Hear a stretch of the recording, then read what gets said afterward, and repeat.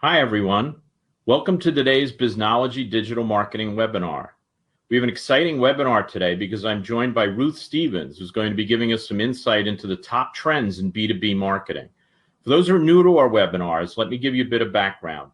Our Biznology webinars are just half an hour. Our platform allows you to chat with other attendees through the chat tab. You can also tweet about our webinar with the hashtag #BiznoWebinar. If anyone in our audience has questions, you can use the Q&A tab and I'll ask questions throughout the webinar. Can't get started without giving a shout out to our sponsors. Geras Corp is a full-service digital strategy firm that reaches deeper into the conversation than any other agency anywhere. E-marketing strategy, B2B consulting from Ruth Stevens with a special focus on sales lead generation. And Solo Segment, revenues trapped in your site search. Solo Segment's Site Search Inspector can help you set that revenue free. So let me tell you a little bit about myself. I am Mike Moran, founder of Biznology and a senior strategist at Conversion and Solo Segment. I'm the co-author of Search Engine Marketing Inc. and Outside In Marketing and the sole author of Do It Wrong Quickly. I'm a veteran of IBM, managing groups in IBM.com for 8 years and retiring from IBM in 2008 as a distinguished engineer. But that's enough about me. Today we're talking with Ruth Stevens. So first, thanks so much for being here today, Ruth. Thanks, Mike. Glad to. So Ruth, you have a great deal of expertise on B2B marketing. In addition to being a highly valued contributor of Biznology, you've written 75 articles for us over the years. You also consult on B2B marketing. You teach at NYU Stern and business schools in Hong Kong and Singapore. And Ruth didn't ask for this, but you are the co-author of my favorite book on B2B marketing about data-driven marketing. It is one of the best books on B2B marketing you will ever read because what it does is it teaches you how to use your own data to figure out what's succeeding and what's not and to figure out what to do. So Ruth, is there anything else the audience might want to know about your background on the subject? How did you get here? Here meaning where you are, this luminary in B2B marketing. You're it, Ruth. How did this happen? Well, I learned almost everything I know from my years at IBM. And I'm just sorry that you and I didn't overlap there, Mike. I've treasured our friendship ever since. Yeah, it's pretty ironic that both of us spent so much time there. So, so let's get into a few questions here. The first one I have is I think one that people ask me a lot, and I don't think I have as good an answer as you will, which is how is B2B buying behavior changing, and is it changing faster than it has in the past? Right, great. My favorite topic because these changes are really what's driving B2B marketing today. We are scrambling to respond to changes in the marketplace. And I see two big trends that are worth discussing. One is that the buying group, namely, sometimes it's called the buying circle or the buying center, whatever group of people within an account that come together to eventually make a purchase decision, that group is getting larger and more risk averse every year. And of course, it's larger in large enterprises, and it's larger when the purchase decision is a very high ticket. But overall, it's getting larger, and that means that we as marketers have to know who all the members are, have access to them, and insight into what are their agendas, what's driving their part in the purchase decision, so that we can influence them in our favor, obviously. Now, the other trend, of course, is nothing new, but is worth pointing out. And that is that instead of calling in their vendors and the salespeople that in the traditional buying process, buyers would rely on, these buyers are now researching online.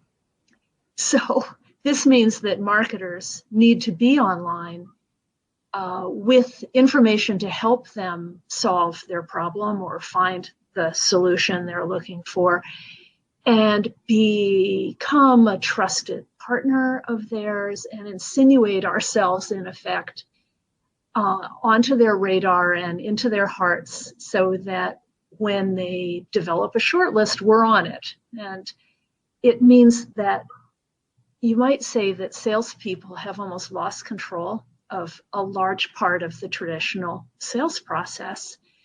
And that means marketers need to step in and use digital tools to try to identify who's in the market, who's researching, and how to influence them in our favor. So it means a larger role and a more complex role, and I think more exciting role for marketing. That makes a ton of sense.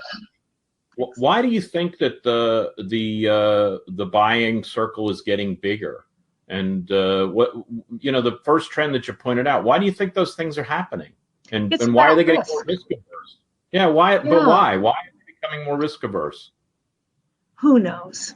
I mean, companies are, calcifying. Wall Street is putting more pressure on them. I don't know. There's all kinds of theories we could come up with. But outside of the why, I can certainly talk about the what, which is that we need to respond. And another point I'll maybe bring up later, or maybe I'll just mention here, millennials are starting to enter the buying group. And they behave differently from the baby boomers and the Gen Xers. And so trying to influence them is a different animal from what we've been used to. So that's another factor we marketers need to consider. And how are they different? Well, I've got some data that suggests that the first place they look is not at a website the way we would all expect. We need our websites to be very informative and easy to use and have great search engines internally, right? But these days, the millennials go to social media first. Oh my goodness. This means that not only do we have to be active on social media, we have to be considering that in the early stages of the buying process, that's where they're doing their research. So we need to satisfy that research process on the part of millennials. It's a big deal. Yeah, it sounds like it. You mentioned site search a second ago. Is this an area that B2B marketers should be paying more attention to? It's one of the things I'm going to ask about based on my work with Solo Segment, but we see a lot of companies that kind of ignore their site search. It sounds like millennials might be ignoring it too, but for Gen Xers and baby boomers, is it an area that you see companies focusing on or should be focusing on? Definitely should be.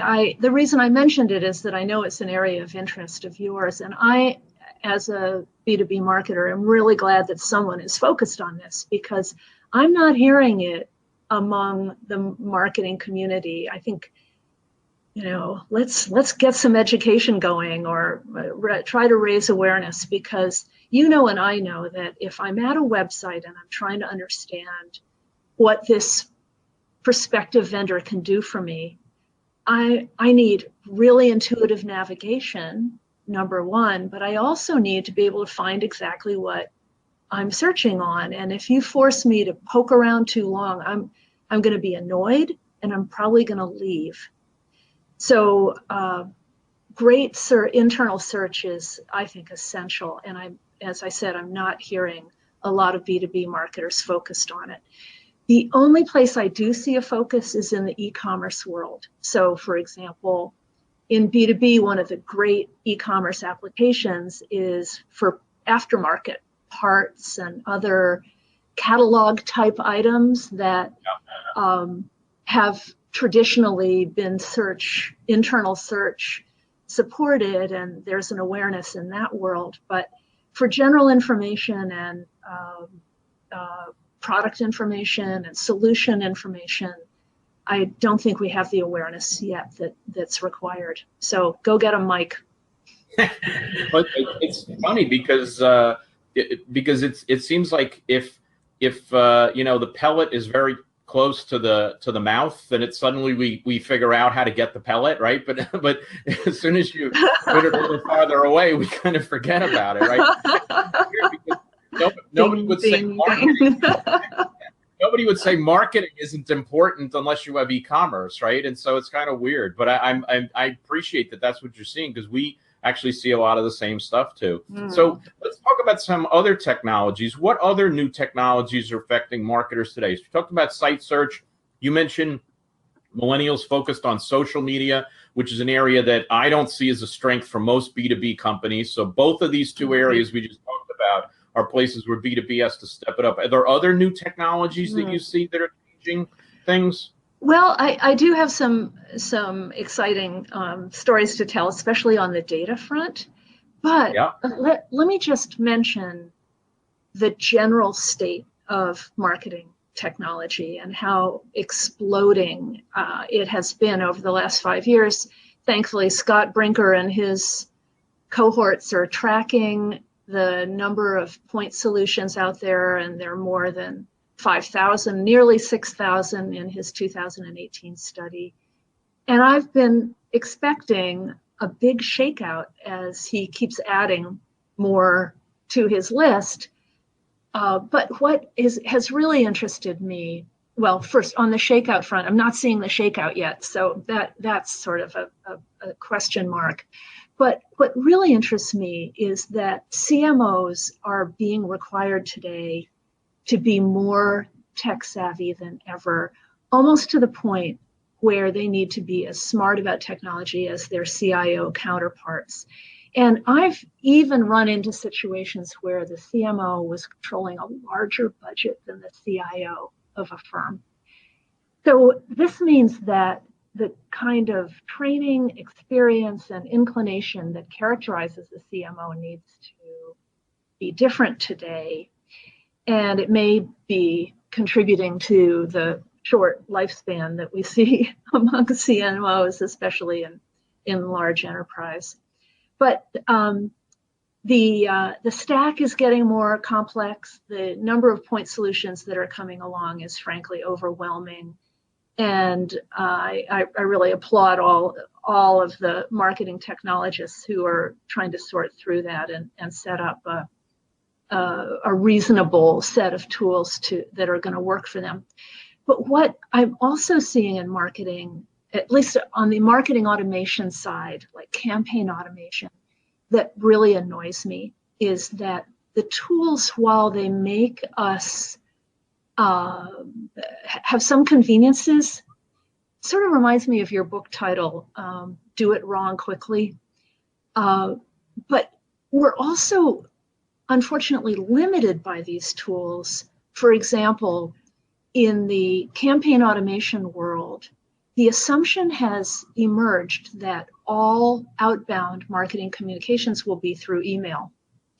And the campaign automation tools are essentially email driven. Right, so, right. You know, or maybe there's some digital display. But for an effective, say, lead nurturing program, which is designed to qualify and stay in touch with a prospect until he or she is ready to see a salesperson, that nurturing process, if you rely 100% on email, you're going to annoy and offend your prospects. It needs to be much more sophisticated, much more thoughtful of how a real business person would communicate with another real business person without marketing automation. And it would never be a series of, you know, cold emails, cold in the sense of that they sound canned versus written by a single individual to another individual. So my conclusion is that while marketing automation lets us do things faster, it also makes us stupid in some I agree. I think we voted for efficient over effective. You know, where we're so focused on, you know, reaching more, doing it cheaper, doing it faster, all that kind of stuff, that we've forgotten whether it actually works or not. We've just resigned ourselves to, well, it'll work as well as it can work with this much that we're willing to spend and do, right? And I totally agree with you that if we go back to putting effectiveness as the first thing, then we can be as efficient about it as we're able to. But guess what? The effectiveness is why we're there. It's making the revenue is why we're there, not saving the cost. I couldn't agree more. Hear, hear. Just want to remind everybody in the audience that you can ask your own question in the Q&A tab. And we have one that came in from Sharon. It says, what social media channels should B2B marketers focus on? I'm a SaaS software company. Should I be in Pinterest, Instagram? Most of my customers right now don't use these channels for business. Yeah. Well, the way to begin is, of course, with LinkedIn. And we all know this, but really interesting new stories are coming out of Facebook today, even for really industrial type marketers. And I would say for software as a service, Facebook is a no-brainer. I hate that term, no-brainer, but I would say that if you're not on Facebook, you're missing an opportunity. And the same is true for Instagram. I personally am not an Instagram user myself, but I know almost everybody in my circle is, and they are also, a lot of them are business buyers. So a presence there, I think, is recommended, maybe starting in small steps. But to get started, you want to be on LinkedIn and Twitter, I would say, then Facebook, then Instagram, and then depending on maybe your brand image, maybe Pinterest. I am seeing some fun things happening on Pinterest in the B2B world, but it's pretty rare. I put that sort of at the bottom of the list. But if you have a youngster on the staff who really loves it, I would say empower that person. Yeah, you can always test it, right? I mean, the thing that I found the most surprising the last few years is the rise of Facebook for B2B. I mean, a few weeks ago, I was with a company that makes scientific laboratory equipment. Like, and try and come up with something that you think would be less where you would think Facebook would work. I know it. Tried it. It's working really well. And so it's like, so test it, right? Just give it a shot, right? You don't have to make some kind of lifetime commitment, right? Just try some stuff, see if it works. And as you said before, Ruth, I said, if you have somebody on the staff who's interested in doing that, they have the ability to do that, let them go. The thing that I am wondering is if this actually ties back to your previous comment about how millennials are getting into the buying circle and doing it in social. And it could be that at least some of them are doing it on Facebook rather than doing it on places that we older folks might expect that they're doing it on. And so so I a lot of what you're saying. There are a couple of other drivers, I think, that can help make the internal business case for Facebook. One is that, well, the most obvious one is Facebook's sheer size and global domination, and that most B2B marketers are operating in a global environment. Your scientific equipment guy is, I'm sure, selling around the world. It's just, the nature of B2B manufacturing and B2B services.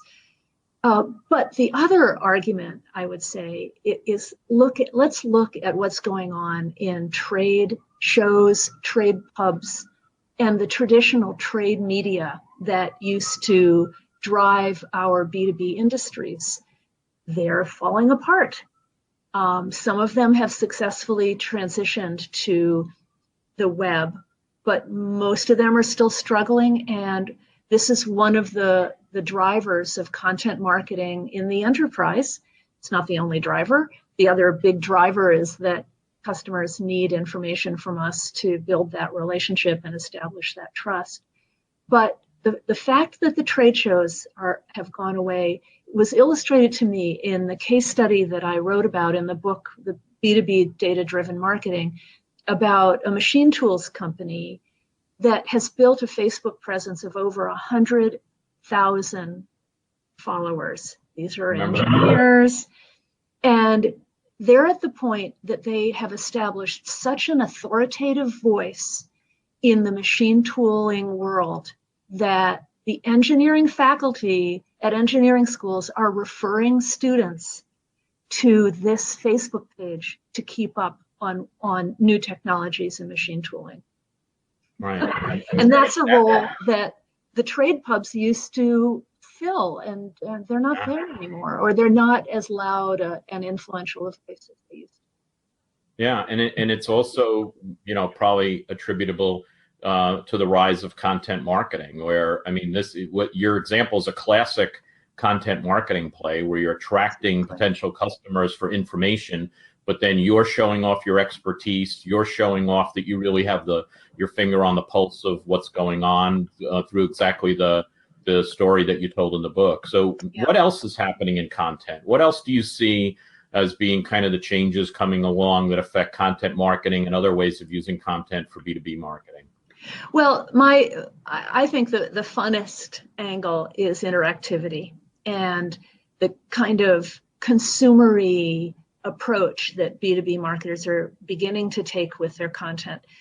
Interactivity meaning like adding ROI calculators and quizzes and surveys and other tools to promote engagement on the one hand. But also video has burst on the B2B scene in a way that I don't think any of us would have predicted.